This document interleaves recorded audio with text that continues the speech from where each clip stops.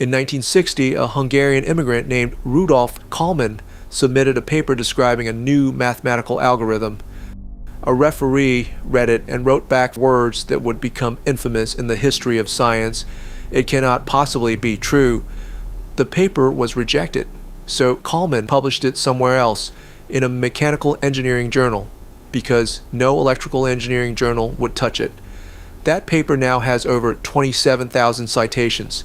It is one of the most important algorithms ever invented, and the referee who rejected it was wrong about everything except the part where he couldn't believe it.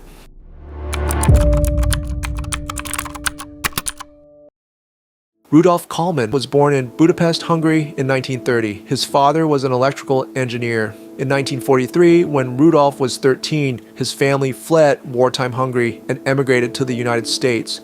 He attended Youngstown College in Ohio, then transferred to MIT, where he earned his bachelor's and master's in electrical engineering by 1954.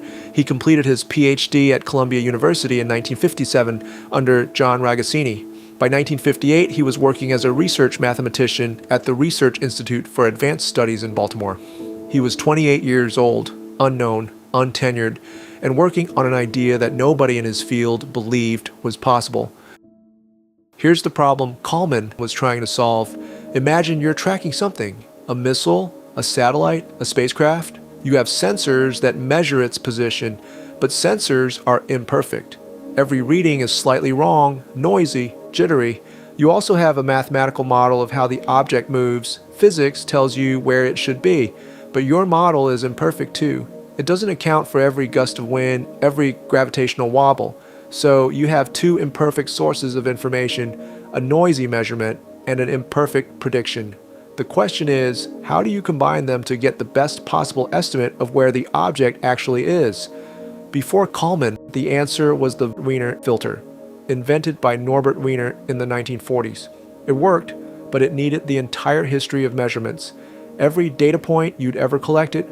For a computer in 1960 with kilobytes of memory, that was impossible.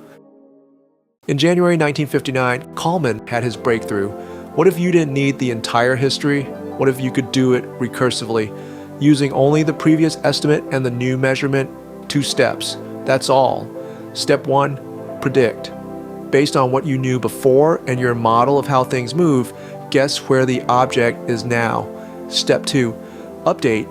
Take the new measurement, compare it to your prediction, blend them, trusting whichever one is more reliable.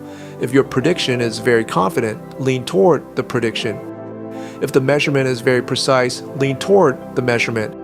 The result is an estimate with less uncertainty than either source alone, and here's the key. You only need 2 things in memory: the previous estimate and its uncertainty. That's it. No history, no stored measurements, just the last answer and how confident you were in it. Kalman presented his idea at an ASME conference in late March 1959. Then he wrote it up as a paper. The electrical engineering community, his own field, rejected it. A referee on his second paper, co-authored with Richard Bussey, wrote that the results cannot possibly be true. They were entrenched in the Wiener filter. They had built careers on it.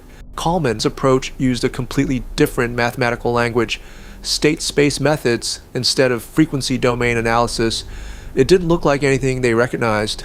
So the most important paper in the history of electrical engineering was published in the Transactions of the ASME, the Journal of Basic Engineering, a mechanical engineering journal, in March 1960. In the fall of 1960, Rudolf Kalman visited NASA's Ames Research Center in Mountain View, California. He met with the Dynamics Analysis Branch, led by a man named Stanley Schmidt. Schmidt had been working on the navigation problem for what would become the Apollo program. How do you track a spacecraft's position in real time with noisy radar data on a computer with 74 kilobytes of memory?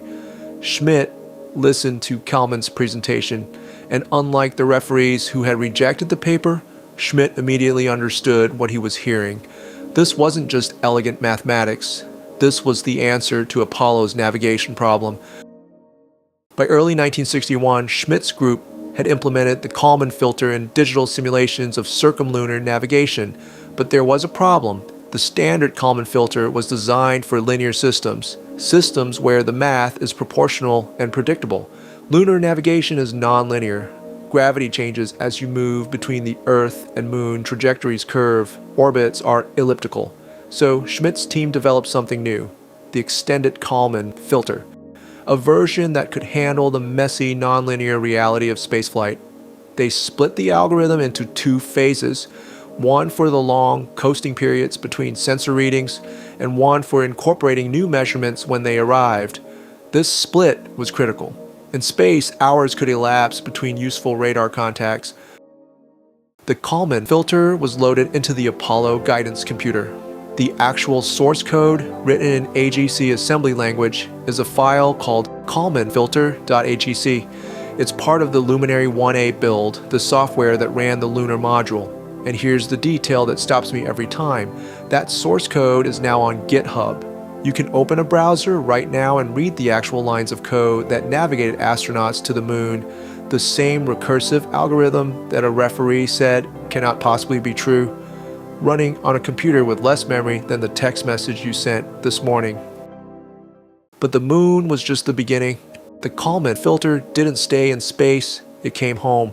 Your phone's GPS chip uses a Kalman filter right now. Satellites send timing signals that are corrupted by atmospheric interference, multipath reflections, and clock drift.